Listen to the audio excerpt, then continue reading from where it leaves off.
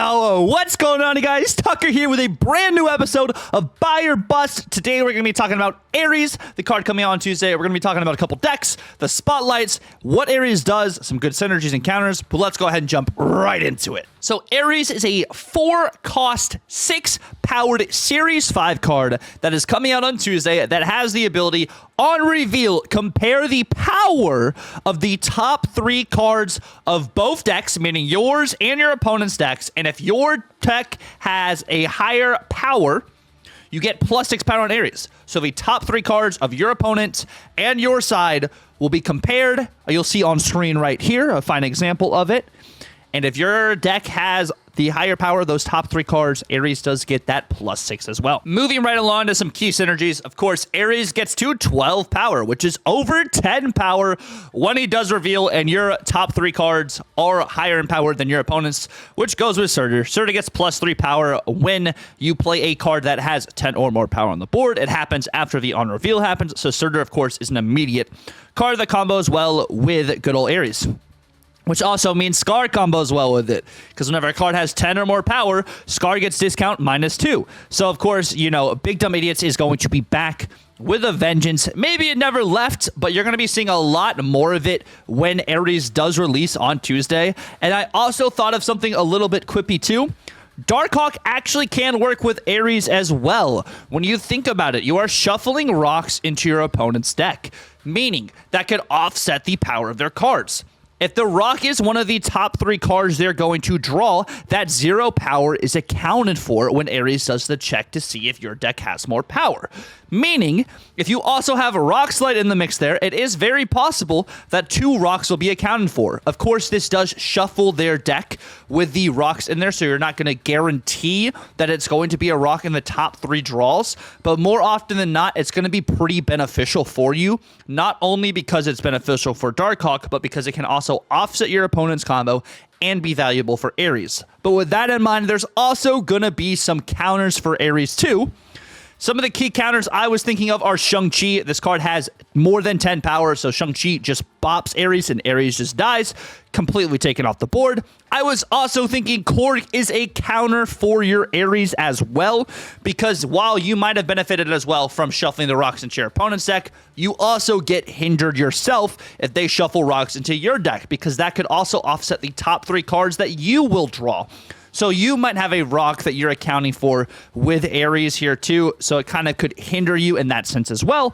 And then, of course, Shadow King. Shadow King resets Ares back down to 6 power, which still isn't the worst thing possible, but 12 to 6 is pretty significant.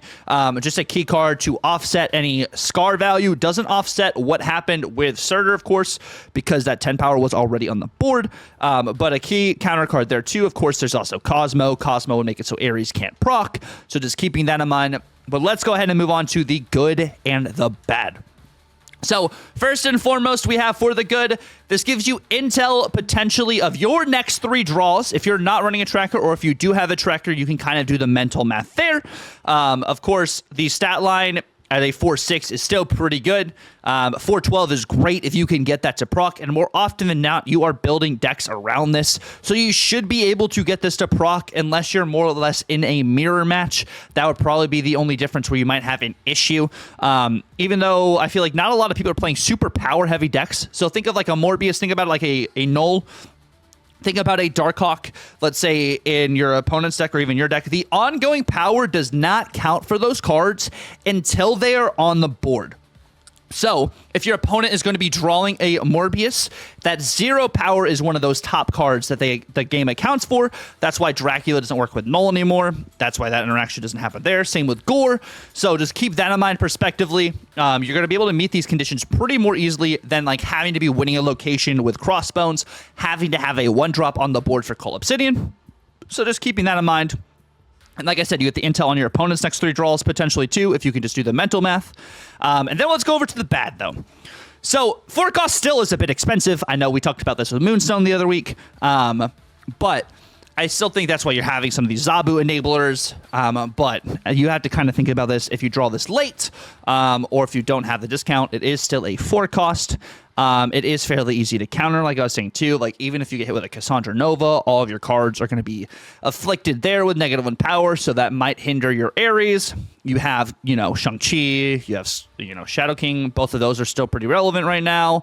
You have Cosmo. So, like, they can offset it that way, and probably the decks you're playing might be against a lot of Affliction and stuff, too, because that's still pretty popular at the moment. Just keep that in mind. It's a bit niche. You're going to kind of see it more in just, like, a bigged up idiots kind of style, which, like, the Surtur-style decks were pretty niche as they were, but they still were strong. So just keep that in mind, like, perspectively speaking here. And then, yeah, like I said, Shang-Chi is everywhere.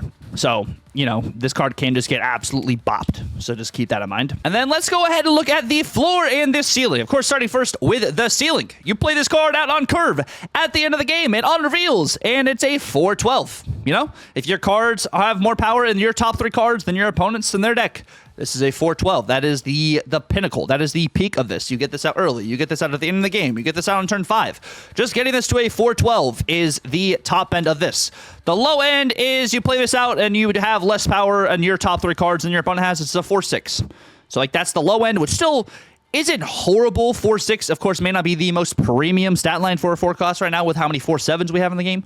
But still not horrible. You're building your decks around this anyways. So more often than not, I think you're probably going to hit that 4/12, like I'm saying, unless you're facing mirror matches.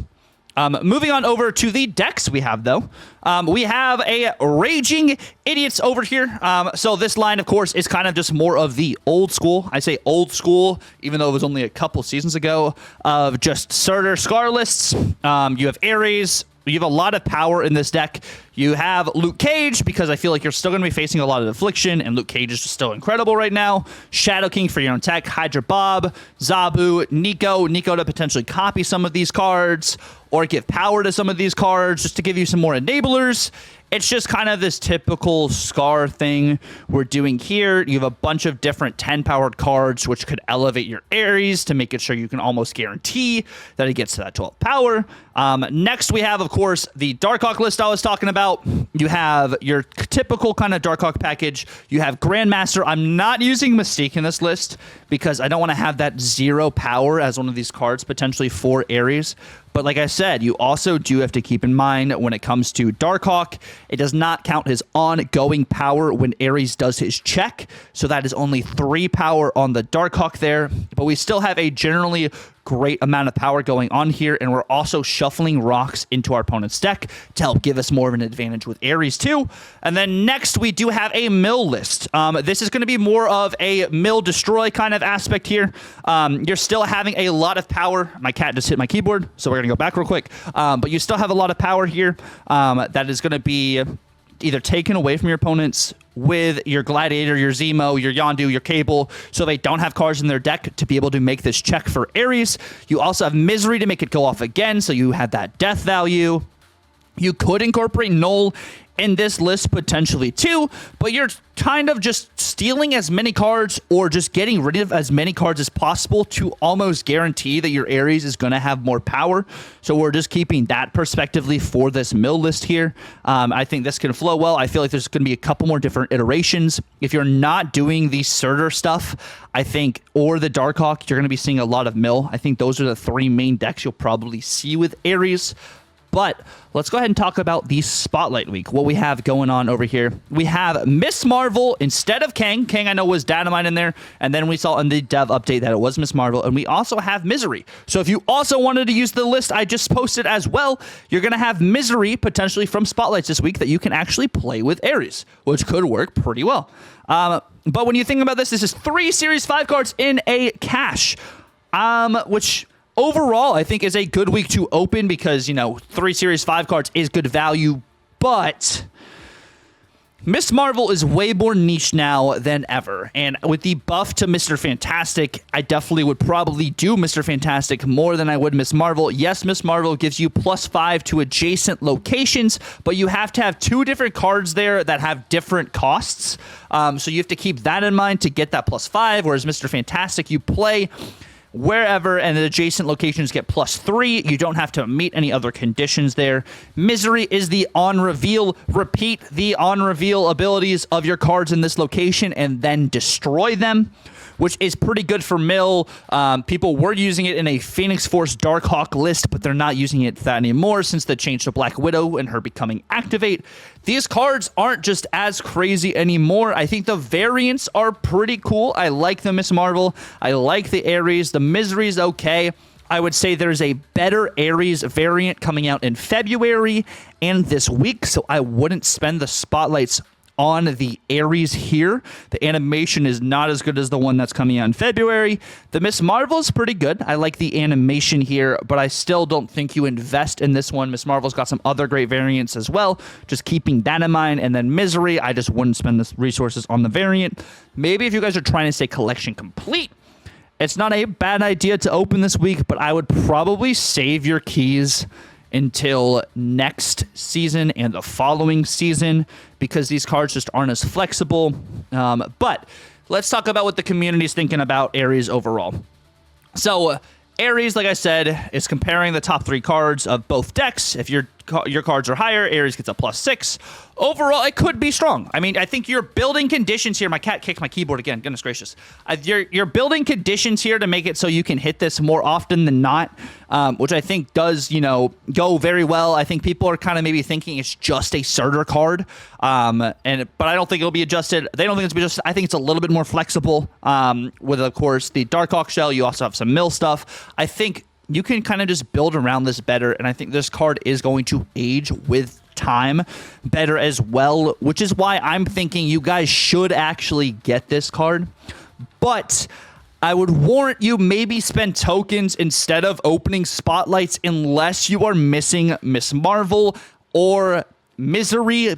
It is 3 Series 5 cards this week, which is good, but I think just Ares overall is better than having both of those cards if you do have the tokens. So I think this is going to be a good card. Let me know down below if you guys will be opening spotlights for Ares or if you will be spending tokens. I have no qualms with this card. I think this card is going to be pretty good. It's going to be more niche, but I think it is going to be a good card. Just maybe a little bit more boring in a sense. But as we close out over here, just keep in mind, wait a few days. We have an OTA on Thursday. So if you want to wait till after the OTA to get Ares, that could be smart. We don't know what's going to happen in the OTA. Cards are going to be nerfed. Cards are going to be buffed. Maybe cards will be reworked. We don't know. I could be wrong about cards. The community could be wrong about cards. They could change the card before it even comes out because, it happens sometimes. And, they don't work out as believed. Good cards get nerfed. Bad cards get buffed. Good cards get buffed, bad cards get nerfed. There's just so much going on as the game continues to progress. The OTAs and the patches have been kind of just weird, the way they've buffed and changed cards, so just keep that in mind. Spend your resources the way you want to spend your resources. You can listen to me, you can listen to other content creators, what we think about the cards, but at the end of the day, you got to do what's best for you, what you're going to have the most fun with. So definitely keep that in mind. But I want to say thank you guys so much for watching this video. I'm going to try and post some more Marvel Snap content this next week. So we will have the Yap coming out on Tuesday. I'm going to try and do a deck for us here for Ares. And then, of course, we will have the Buyer Bust, 2 Buyer Busts next week for Joaquin and for Sam Wilson's Falcon. Until the next time, you guys have a good one. God bless, and Tucker out.